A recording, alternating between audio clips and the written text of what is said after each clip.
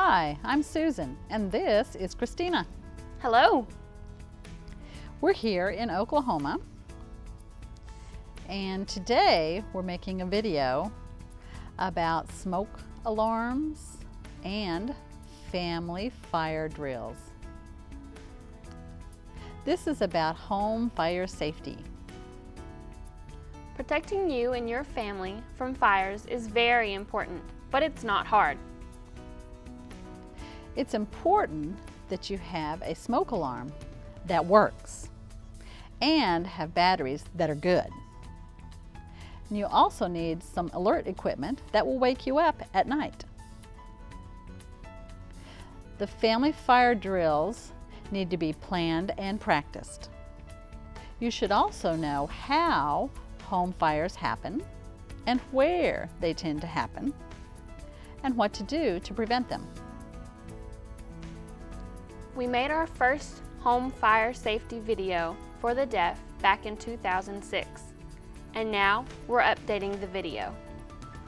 And we're so excited to get started. Let's go.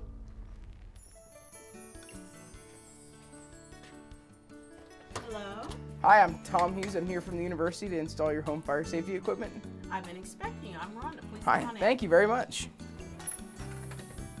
Today, Rhonda, I want to show you some of the equipment that we're going to install in your home for you for when your smoke alarms go off. Okay.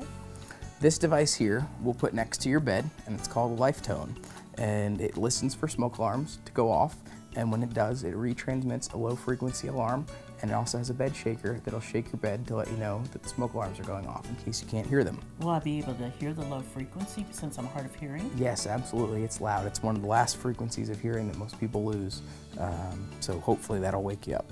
Okay. So when we get started, we'll plug it in next to your bed, which I've already plugged it in here, and then we'll flip it over and put the batteries in.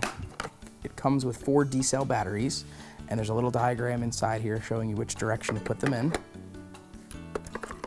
So, Oh, I see the diagram. yeah, it's in there. It's right in front of us.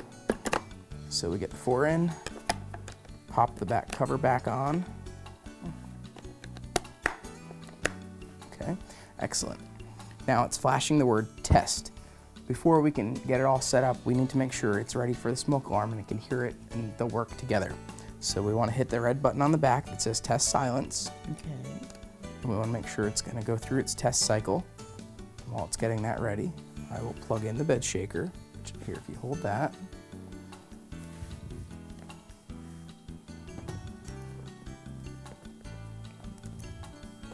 I'm such a hard sleeper. Do you think I'll feel this?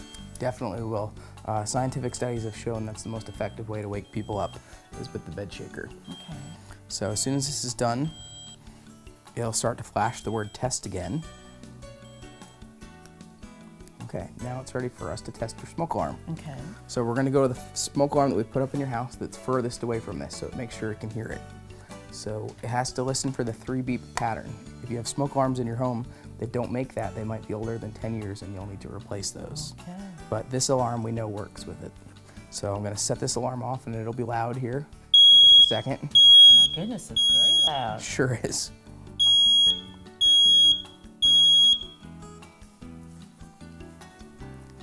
That should be enough and it should trigger here. There it goes. Oh, I'll be able to feel that. Yeah. Now it's also going to flash the word fire. If you see, I pressed the red button on the back. That's also the silence button. Okay. In case it happens from a false alarm, maybe smoke from cooking or steam from the shower, that'll help you silence it. Okay. Now, if the bed shaker should come unplugged, where we have it plugged in here in the back, if it gets jarred loose, it'll flash and it'll say the word beds, B-E-D-S, on there, and it'll beep until we plug it back in. Okay. Also, if one of the batteries is low or if the battery comes loose, it'll shake that and it'll say B-A-T-T for bat to let you know that the batteries are low. So on the screen in the front, it will show that. Yes.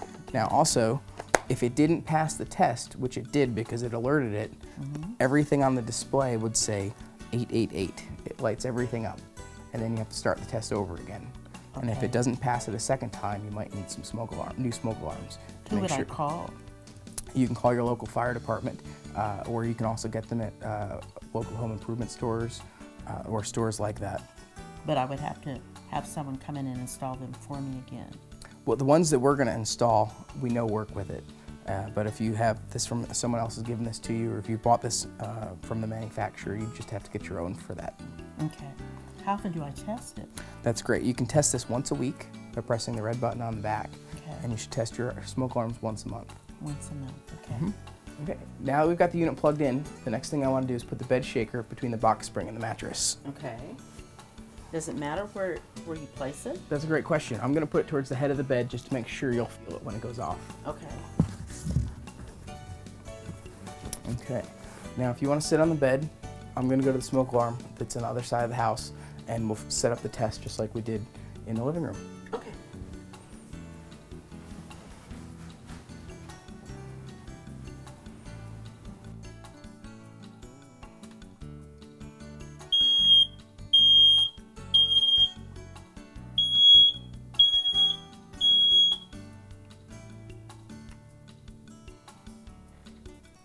Okay, that should turn it on. Oh my goodness. It shakes a lot. I think sure that'll does. wake me up even though I sleep hard. Now, to silence it, just press the red button. Just press. And that's all you need to do to silence it. And it silences it immediately. You're right. And now it's flashing 12 hours, so now we can set the alarm clock and the regular clock itself for you to use. Okay, I would love to have that. We would also recommend that you test the system once a month Once to a make month. sure that it's working. Okay. When you use the smoke alarms, it needs to go through 6 to 8 cycles of it beeping 3 times, usually, to make sure it's going to set this off. When we trigger it the first time, it goes a little bit quicker because it's listening for it, but it takes 6 to 8 full cycles of the alarm going off to trigger the alarm. That way it knows it's not a false alarm. So I would have to press the button how many Yes. times then? You press and hold the button and wait for the cycle to go through 6 to 8 times. Okay, I hold it. Okay. Yep. Okay, Rhonda, well, if you have any questions or if you need anything, just let us know, and thanks for letting us come over. Thank you. I appreciate you very much.